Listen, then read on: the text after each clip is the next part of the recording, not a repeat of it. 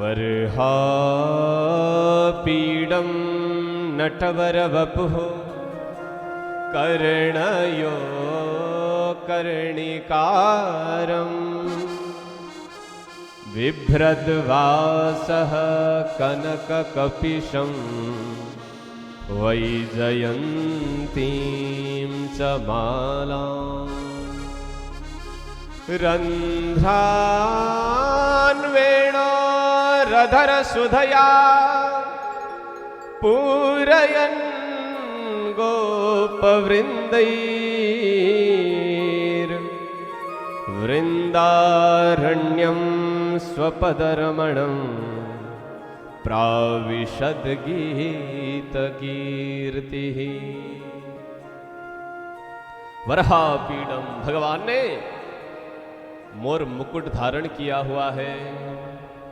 भगवान ने मोर मुकुट क्यों धारण किया? मोर इतना प्रिय क्यों है भगवान के लिए? संतों का भाव देखिए।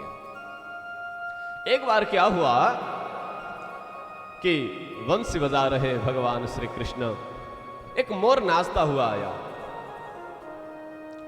और जैसे ही वो नाचता हुआ आया भगवान वंशी बजाते गए और वो धीरे धीरे कृष्ण की परिक्रमा करके इशारा करता हुआ वो लेके गया, मानो कि वो कुछ मिलाना चाह रहा है, कुछ दिखाना चाह रहा है कन्हैया को। भगवान कृष्ण भी वंशी बजाते बजाते बजाते आगे बढ़े, मोर के पीछे पीछे आगे गए, प्रेम सरोवर में पहुंचा। प्रेम सरोवर में वहीं राधा रानी मटका लेकर के आई हुई थी जल भरने के लिए। अब जैसे ही भगवान देखते हैं राधा रानी को, राधा रानी भगवान को देखती हैं, भगवान के मन में आया कि ओहो, जितना गोप गोपियां कह रहे थे उससे भी कई सुंदरी हैं। गोपी राधा भी कह रही है राम राम, जितना मैंने सुना था उससे कई सुंदर हैं।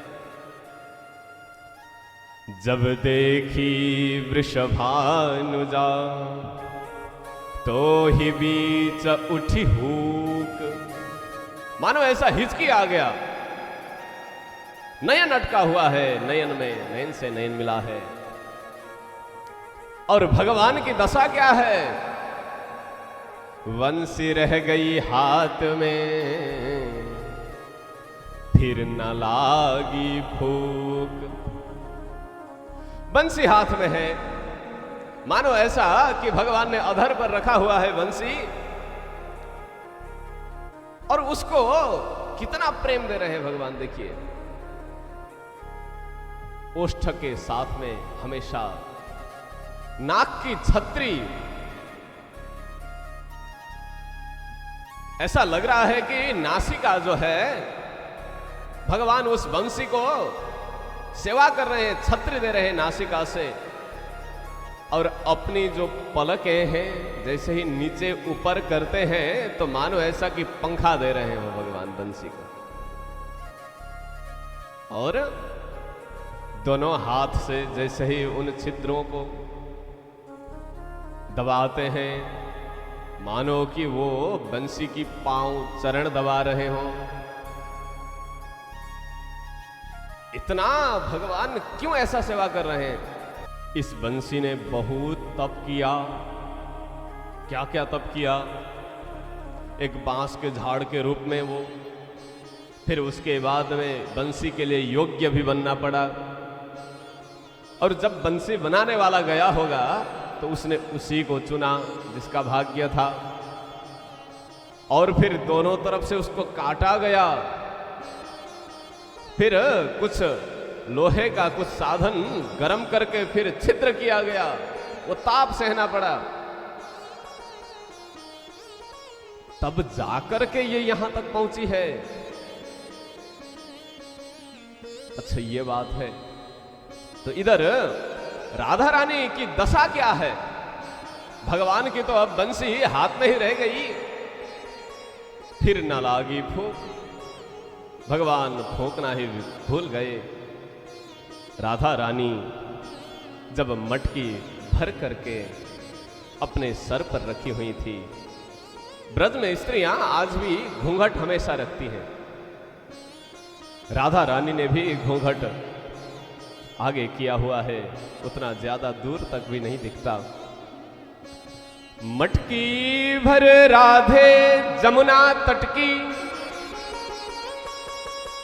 बिखरी जुल्फे गल पर लटकी। जमुना तट से जल भर करके अपने सर पर रख करके आ रही जो राधा, उनकी कुछ जुल्फे जो बाल हैं वो गर्दन गर्दन तक है, आगे सरक रहे हैं। मटकी भर राधे जमुना तट की, बिखरी जुल्फे गल पर लटकी। मटकी वही थी रटना नटकी, वो आन मिले तो परी अटकी। जब आन से आन मिले, नैन से नैन मिले, तो वहीं रुक गई राधा। चलते हुए रास्ते में ही राधा रुक गई, अब कदम आगे नहीं बढ़ रहे हैं। बिना पलक झपकाए हुए राधा देख रही हैं, भगवान कृष्ण भी देख रहे हैं। अटकी न रही गति घूंघट की।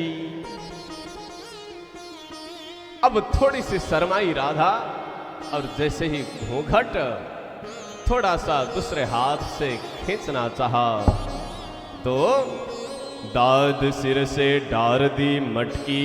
तो कटकी कटकी हो गई मटकी, कटकी कटकी हो गई मटकी। घूंघट जैसे ही आगे किया तो मटकी भी नीचे गिर गई और मटकी भी फूट गई। लेकिन वो भी आभास नहीं है, श्री कृष्ण को देख रही है राधा। इतना उपकार किया है मयूर ने, देखिए भगवान इसलिए धारण कर रहे हैं।